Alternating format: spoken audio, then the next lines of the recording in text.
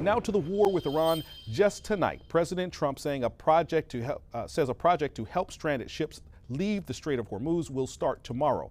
The announcement of the so-called Project Freedom comes as President Trump says he's renewing a 14-point peace proposal submitted by Iran.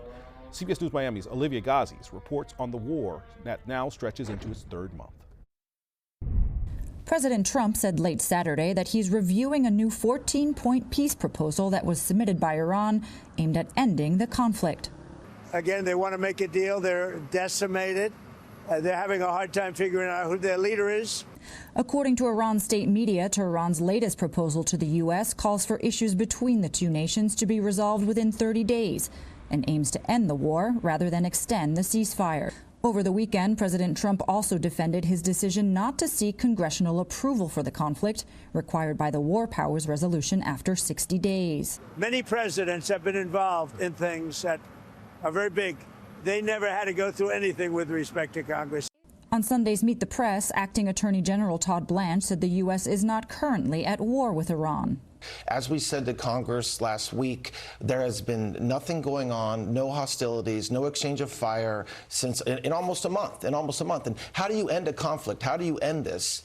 You have a ceasefire, and that's exactly what we have, and Congress knows that.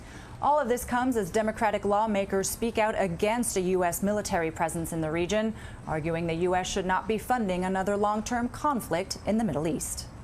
And what I am not going to do is continue the pattern, like we continued in Iraq and Afghanistan, of throwing good money after bad and constantly funding conflicts that never end and will not end up in a good result for America. Right? That is exactly what we did in Iraq and Afghanistan. And somebody has to say, enough is enough. The ongoing conflict has contributed to rising gas prices, with the Midwest hardest hit. Gas prices in Ohio, Indiana, and Michigan have climbed about $1 a gallon in the last 7 days.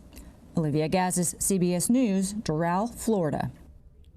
As always, we're keeping an eye on the war's impact on gas in Florida. Tonight, the average cost of a regular gallon of gas in the state is $4.34. That's a 40-cent increase over the last week.